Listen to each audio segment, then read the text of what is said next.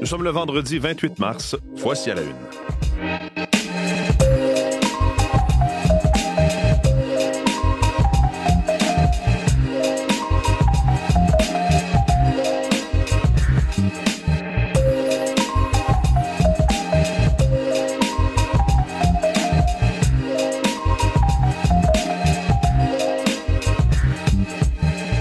Bonjour, bon vendredi, bienvenue à l'émission. Mathieu Bellumeur au microphone, j'espère que vous allez bien. Merci d'être avec nous pour commencer ce vendredi matin. On va faire le tour des actualités aujourd'hui. Entre autres choses, qu'on va surveiller un puissant séisme qui a touché le centre de la Birmanie aujourd'hui. Plusieurs instituts de sismologie le rapportent. Ça a été ressenti même jusqu'en Thaïlande. Des scènes de panique à Bangkok.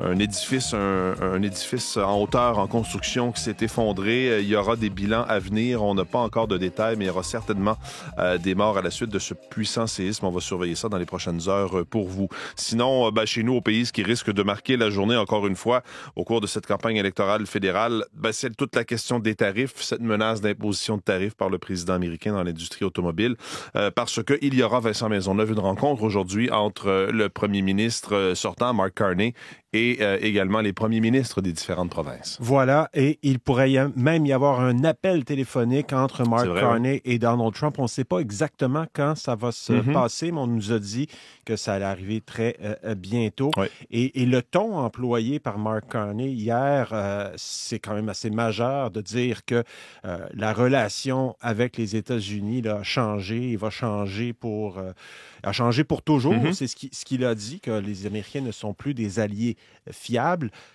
C'est une situation qui est quand même assez hors de l'ordinaire. Alors, Mark Carney, qui encore aujourd'hui va revêtir ses habits de premier ministre et mettre un peu de côté sa campagne électorale. Effectivement, on s'attend à ce que ce soit aujourd'hui. De ce que je comprenais de François-Philippe Champagne, qui a accordé des entrevues à nos collègues hier en fin de journée, en début de soirée, l'appel entre Trump et Carney devrait se faire aujourd'hui. On n'aura plus de détails, on va suivre ça. On vous revient donc dans les prochaines minutes. Le temps de faire un petit point météo avec Véronique Méran. Bonjour Véronique. Bonjour monsieur. Je dis petit, mais enfin, il y a pas mal de choses à dire parce que, bon, aujourd'hui, ça devrait être pas si mal, mais demain, dépendamment des régions, ça pourrait être quoi, de la pluie, du verglas, de la neige, un mélange de tout ça. Bon. Exactement, tout ça. Et il y en aura samedi, il y en aura dimanche, il n'y en aura pas partout en même temps. Et la bande de neige qui va nous toucher à partir de cette nuit, elle est très, très, très étroite. Okay. Donc, il suffit qu'elle varie de quelques kilomètres pour que vous ayez 20 cm à un endroit et 10 km plus loin, 5. Okay. Donc, vous voyez, le jeu est vraiment très, très mince. Alors, allons-y pour l'instant. Aujourd'hui, mélange soleil-nuage, des flocons encore ce matin. Pour l'Estrie, Québec, ça va se dégager un petit peu plus tard. Les vents sont présents, secteur ouest, nord-ouest, donc on n'a pas les mêmes impressions qu'hier. Là, on a chassé un petit peu cette air de printemps. On aura des températures plus près de 0. 3 à Montréal, mais ça variera entre moins 1 et 1 un peu partout. La neige commence tard ce soir, donc en général, 5 à 10 cm sur le sud du Québec, un petit peu plus que 10 localement, et une neige qui va cesser samedi midi, c'est terminé. Par la suite, il y aura des éclaircies. Les quantités vraiment les plus importantes seront du côté de l'Ontario. Alors, on y va avec un 5 à 10, une dizaine, plus près de 5 Montréal, plus près de 10 vers les montagnes de l'Estrie. Les températures samedi entre 0 moins 3 degrés, un vent du nord-est, mais samedi après-midi, il fait quand même beau. Dimanche, on revient avec une deuxième impulsion et là, il y aura des précipitations verglaçantes. Ça commencera fin de matinée. Montréal, autour de 2 mm de pluie verglaçante, c'est pas grand-chose. L'Estrie aussi, la Beauce, 2 à 4, mais vers les Laurentides, la Naudière, il pourrait y avoir un 10-15 mm. 5 à 10 vers Québec aussi. Mais Québec est plus à l'est, on est touché à partir de dimanche, fin de journée seulement. Il se passe rien avant ça. Et les régions de l'Outaouais, on ira chercher un 5 à 10 mm de précipitations verglaçantes aussi. Dimanche soir, tout ça va se changer en pluie. Et là, on ira chercher 10-20 mm dans les endroits les plus affectés. Ça va traîner un peu sur une partie de la journée. Les températures vont grimper dimanche. On sera près de 5-7 degrés en fin de journée et on devrait dépasser la dizaine de degrés lundi. Bon. Alors, c'est moyen comme prévision, ça. C'est moyen. Je dirais que c'est moyen et c'est surtout compliqué parce que si ce système varie un peu, ça peut changer. Ça peut changer. Donc, il faut continuer de suivre ça. Du côté de l'Abitibi, c'est calme aujourd'hui. Ce sera pas mal tout le week-end. Le verglas commencera dimanche en après-midi. On pourrait aller chercher une quinzaine de millimètres de verglas pour l'Abitibi, le Témiscamingue. Saguenay-Lac-Saint-Jean, Bas-Saint-Laurent, Gaspésie, un peu de neige aujourd'hui sur la Côte-Nord aussi. 2 à 4 cm, c'est ce qu'on aura. Beau week-end. Les précipitations commenceront dimanche soir sous forme de neige. Il y aura un mélange de précipitations là-dedans.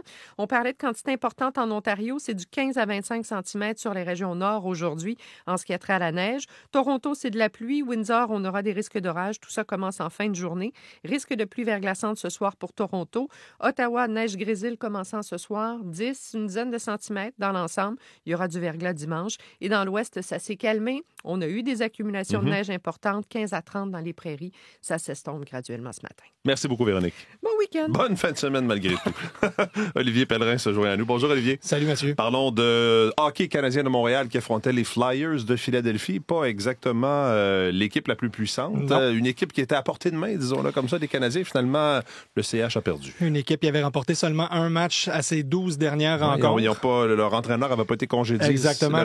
John Tortorella a été congédié hier. C'est Bradshaw, son adjoint, qui prend l'équipe par intérim. Ouais. Peut-être que ça a servi de motivation pour son équipe parce que ce sont les Flyers qui ont dominé ce match encore. C'est une défaite de 6-4 du Canadien de Montréal.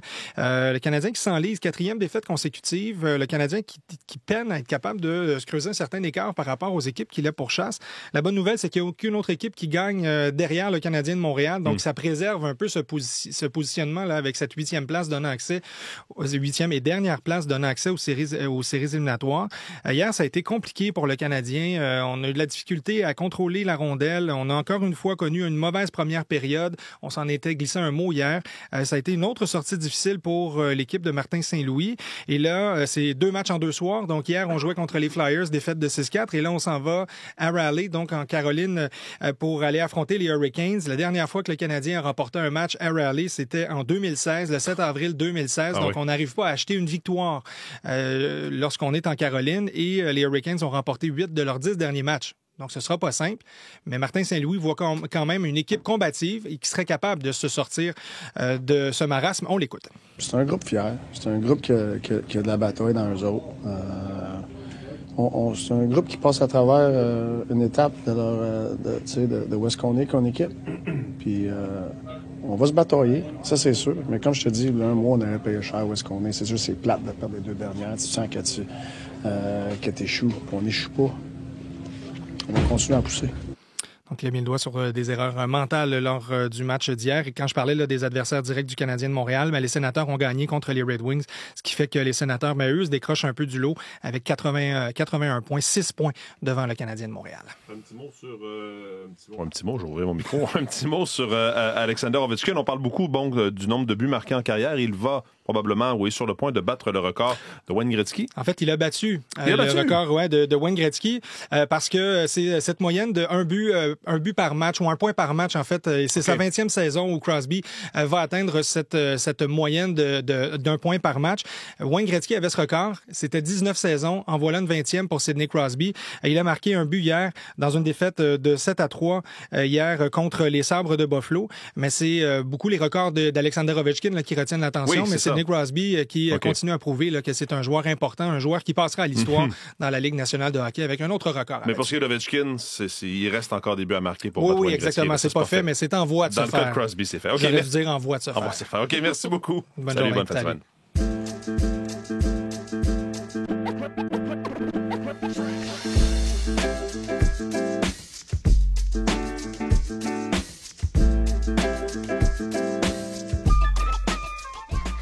Alors Vincent, le premier ministre Carney l'a dit, il n'y aura pas de retour en arrière avec les États-Unis. Mark Carney qui devrait parler avec Donald Trump un peu plus tard aujourd'hui et donc va encore une fois porter son habit de premier ministre aujourd'hui en pleine campagne électorale. Il va entre autres rencontrer virtuellement peut-être dans certains cas, en tout cas parler avec ses homologues des provinces. Oui. Est-ce qu'il y aura cet appel avec Donald Trump aujourd'hui? Est-ce que ce sera plus tard en fin de semaine? On écoutait hier les ministres canadiens qui accordaient des entrevues et François-Philippe Champagne laissait laissé entendre que l'appel pourrait avoir lieu aujourd'hui. Ensuite, c'était pas si clair.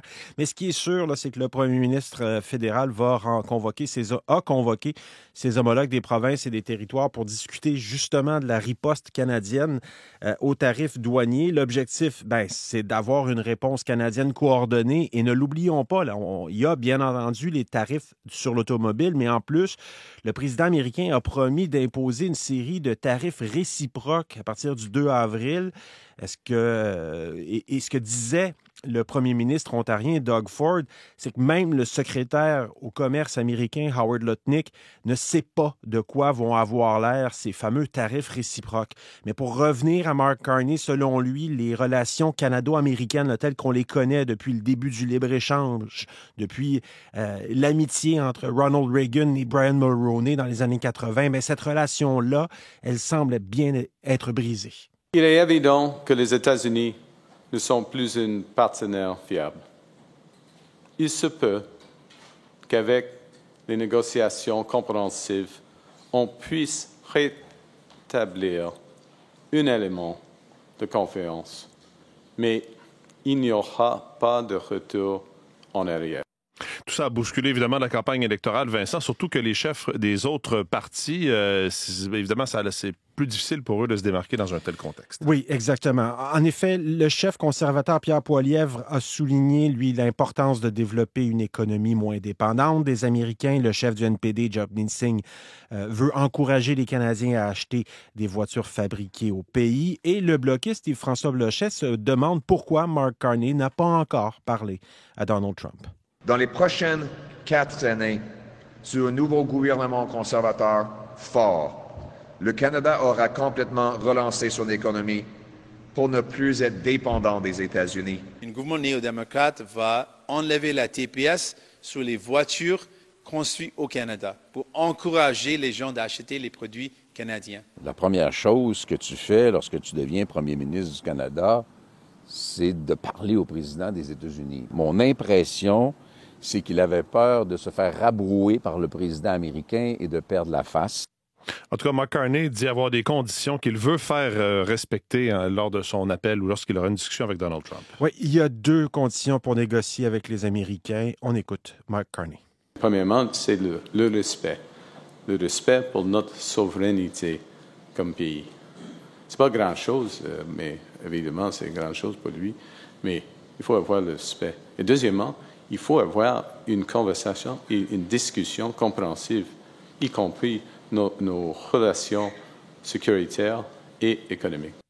Merci beaucoup, Vincent. Je vous en prie. Bonne journée. Bonne fin de semaine. On va continuer sur le sujet parce que, évidemment, c'est un lien, ce qu'on retrouve dans les quotidiens ce matin avec ce qui a été annoncé hier par le président américain. Gabriel Marc-Ampero est dans notre studio d'Ottawa pour la revue de presse. Bonjour, Gabriel. Bonjour, Mathieu. Parce qu'on a des sondages, ou un sondage en tout cas, qui indique que un Américain sur 5 souhaite que leur État devienne une province canadienne. 20% des Américains seraient favorables à ce que leur État devienne une province canadienne. C'est selon un sondage léger publié notamment dans le Journal de Montréal et dans le National Post ce matin.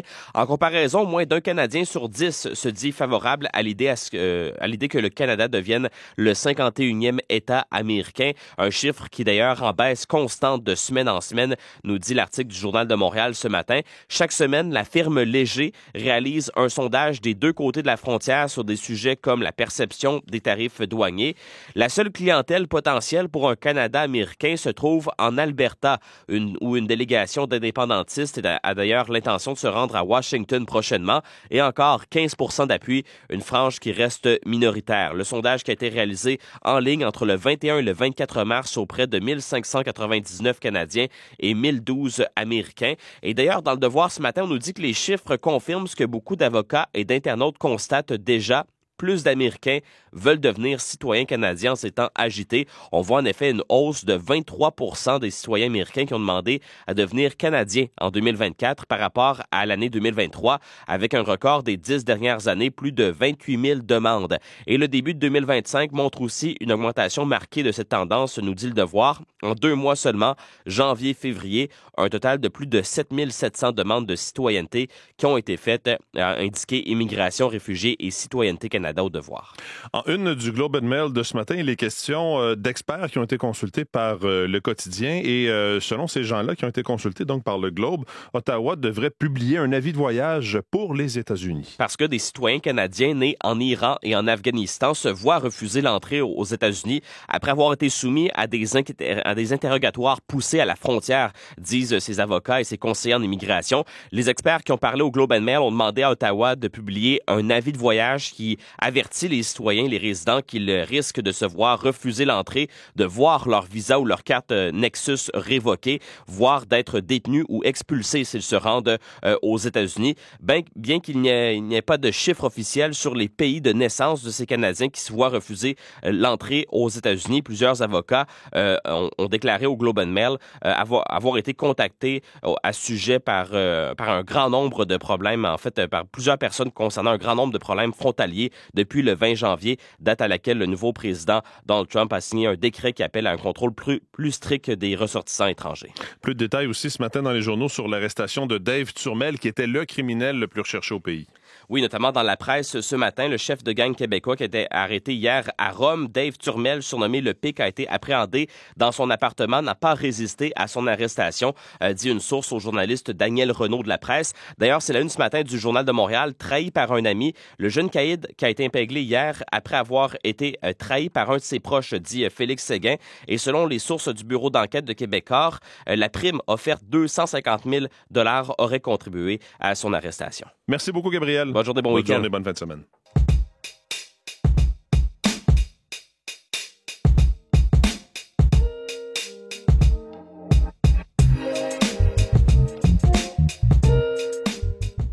Vendredi, chronique culturelle de Julie-Jasmine Boudreau à cette heure-ci. Bonjour Julie-Jasmine. Salut Mathieu. Commençons en parlant de théâtre au théâtre Denise Pelletier. Ça, c'est un théâtre où il y a beaucoup de productions, où on invite beaucoup des groupes scolaires pour voir des pièces de théâtre. Un classique de la littérature anglaise qui est présenté, c'est la pièce Orgueil et préjugés. Oui, c'est ça. Et c'est d'après un roman de Jane Austen de 1813. Et d'ailleurs, l'histoire en tant que telle a eu plusieurs incarnations. Quand je dis plusieurs, là, Mathieu, c'est une centaine d'incarnations, c'est-à-dire à la télé ou encore au cinéma. Puis là, je vous ramène en 2005. Keira Knightley jouait dans ce film-là. Elle avait été d'ailleurs nommée aux Oscars. Et là, bien sûr, là, on est dans le théâtre et l'histoire est au début du 19e siècle en Angleterre. On a la famille Bennet. La famille Bennet est composée de 3 filles, 3 jeunes femmes, 3 sœurs. Et comme on veut assurer l'avenir de ces jeunes femmes, rien de mieux qu'un mariage arrangé, comme le veut la coutume de l'époque. Alors, c'est Elisabeth, dite Lizzie, qui n'a pas la langue dans sa poche. Et elle, c'est une idéaliste. Elle rêve de l'amour, le grand, le pur, le vrai, et elle va rencontrer Darcy. Darcy est un être suffisant, et vous allez voir, dès la première rencontre, ça annonce rien de bon. Votre visage est terne en comparaison à celui de votre sœur. Les faits objectifs ne devraient blesser personne. Vous vous donnez beaucoup de pouvoir en affirmant que vous m'avez blessé. Par ailleurs, vous êtes en droit de préférer le visage de ma sœur au mien. Votre jalousie me fait sourire. Et c'est pourtant du dégoût que vous voyez apparaître sur mon terne visage. Je déteste entendre parler de physique quand j'essaie de parler de cœur. Oh, c'était une remarque qui venait de mon cœur. Alors votre cœur m'ennuie plus encore que vous-même. Et parfois, on reprend ces classiques et puis on les met à la sauce d'aujourd'hui. Ou est-ce qu'on respecte les codes de l'époque? Comment ça a été traité? C'est intéressant parce que je dirais que le texte est moderne, il s'appuie sur du sarcasme, c'est souvent très drôle, incisif et avec un public très actif. Pour le reste, la mise en scène, je dirais, est assez traditionnelle dans la mesure où les décors le sont, les costumes somptueux, bien sûr. C'est une très grosse distribution, c'est 8 acteurs sur scène, majoritairement tous assez jeunes, bien sûr. Puis d'ailleurs, Elisabeth Lizzie, c'est une diplômée de l'École nationale de théâtre depuis 2021. Donc, elle n'a pas énormément de bagages à son actif, mais il va avec un aplomb, ma foi, très considérable. Elle est vraiment au cœur de la pièce. Et ce que je trouve très intéressant, c'est que là, on joue avec les codes d'époque parce que la musique, elle est originale et elle est composée par le duo Gustafsson. Ce sont 2 musiciens, comédiens qui s'appellent Adrien Bléton et Jean-Philippe Perrin. Alors, ça donne quelque chose de très dynamique, mais aussi anachronique.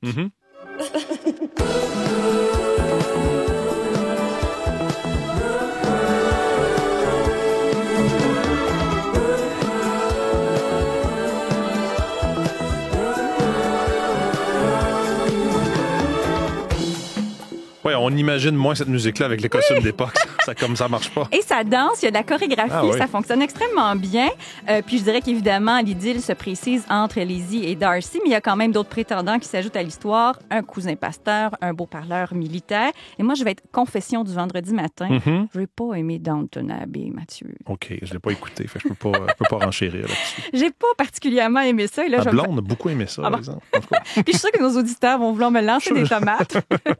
Mais j'ai adoré cette intrigue amoureuse de campagne anglaise. Alors, on a ajouté des supplémentaires. C'est au théâtre de Denise Pelletier. Ça s'appelle Orgueil et préjugés jusqu'au 12 avril. Surprise pour Ariane Moffat qui nous a lancé un album que, ma foi, pas grand monde ou même personne n'attendait. Exact. Ah oui. Depuis dimanche minuit sur les plateformes, ça s'appelle Air de jeu. J'adopte sérieusement ces pièces joyeuses parce que ce sont des pièces soleil. Et d'ailleurs, elles portent des verres fumés sur la pochette.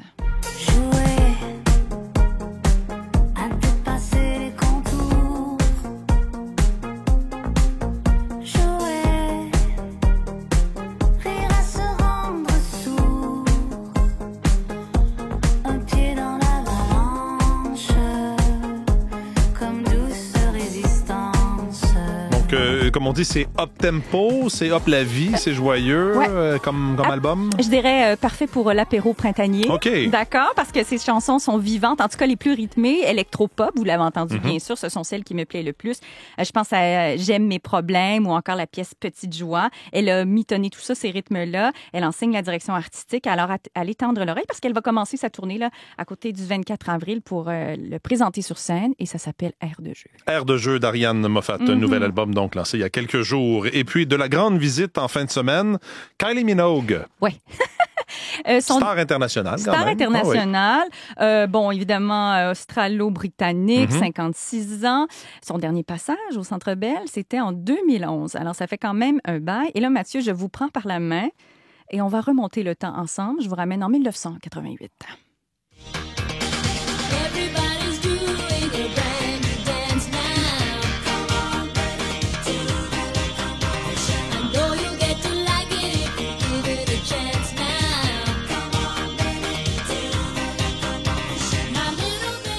Très, très, très connu. Gros tube. J'aurais pas pu dire que c'est elle. On dirait que je l'associais pas à ça à elle. Mais... Ben, la créatrice, c'est Carole King. Il y a eu plusieurs incarnations là aussi de cette pièce-là. Puis je vous dirais, pour moi, Kylie Minogue, c'est en fait un véritable phénix qui renaît toujours de ses cendres. Donc, les années 80, très, très fortes. Ensuite, on se rend aux années 2000. Can't Get You Out of My Head, un gros tube pop dans ces années-là. Puis là, 2020... elle sort aussi, elle ressuscite à nouveau avec 2 albums, dont le plus récent s'appelle Tension 2 et il a été lancé l'automne dernier. Alors, elle est samedi à Toronto, elle est à Montréal dimanche et à la fin du mois à Vancouver. Alors voilà pour cette boucle rythmique parfaite. Et est-ce qu'on prend le train du week-end? On va prendre le train du week-end avec plaisir. Merci beaucoup, Julie Jasmine. Merci à vous d'être à l'écoute. Oui, bon week-end. Et puis, on se retrouve lundi. Salut.